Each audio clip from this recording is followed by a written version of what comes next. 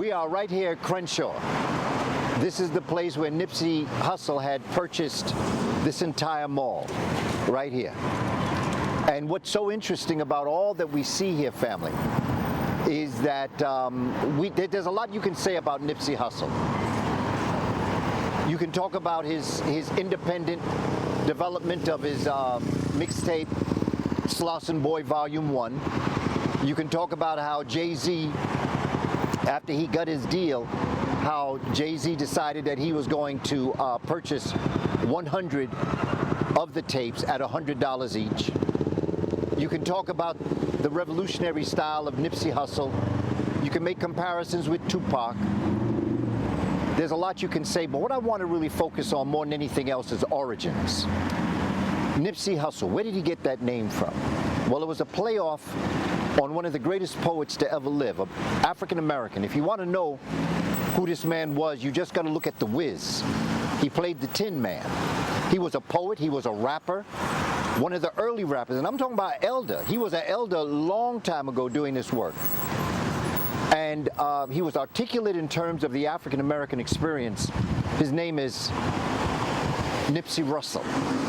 And if you Google Nipsey Russell, you'll get a sense of exactly who he was and what he did and how he was able to develop what it was that he did as a poet. And Nipsey Hussle went back to his elders and decided that he wanted to be able to get into a deeper, more fundamental way of doing poetry by honoring Nipsey Russell.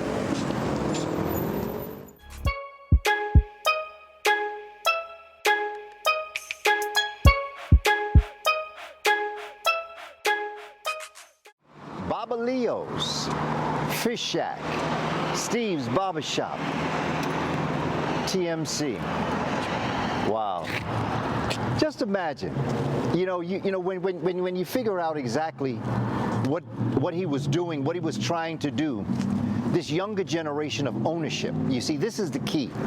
Every generation does the very best that they can.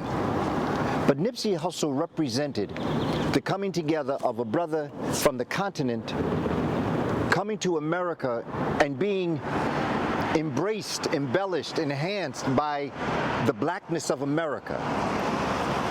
And in this, identifying with a master poet such as Nipsey Russell, studying his history and his culture, he was taking the game to the next level.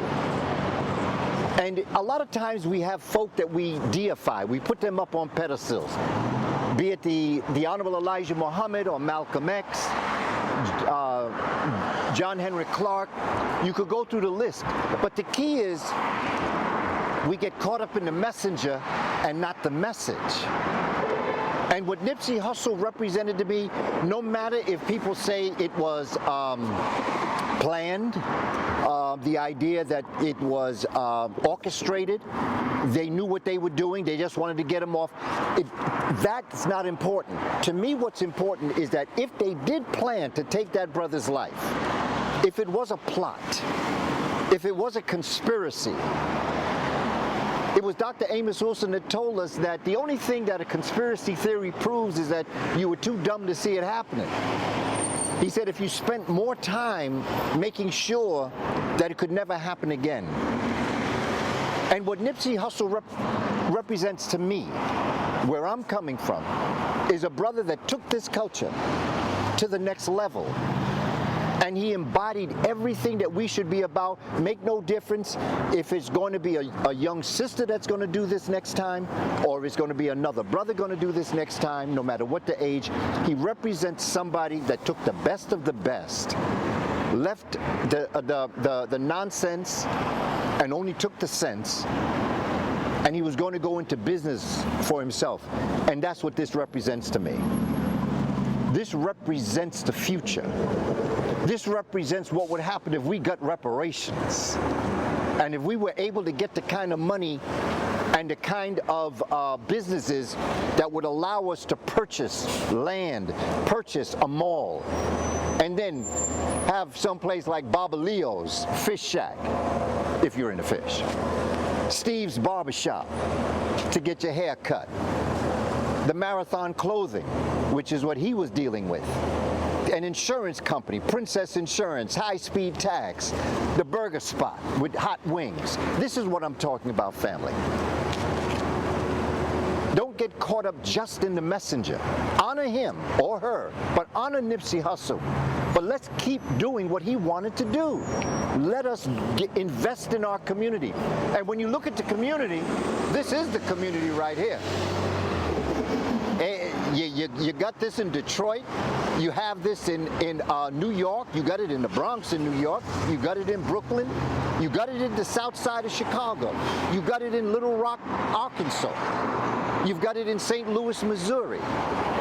Everywhere we've got this. And if we could just take what Nipsey Hussle was attempting to do, using his smarts once he got to that point, then all of this would be taken care of, family. And we just got to now begin to look at the message. What was Nipsey Hussle telling us? And give birth to him in your heart. Give birth to him in your heart so that you continue, you bring forward that child of economic brilliance. And let's keep doing what Nipsey Hussle represented. And that is to totally emancipate and liberate African people worldwide. Deep inside the foundational Black American experience, spreading out throughout the diaspora, and everybody anywhere in the diaspora doing the same thing there. We must make this happen. We got to keep on keeping on. It ain't over till we win, family. Long live Nipsey Hussle. You know, great African folk never die. They become legends. Nipsey Hussle is another one of our legends. Long live Nipsey Hussle. Peace to my brother.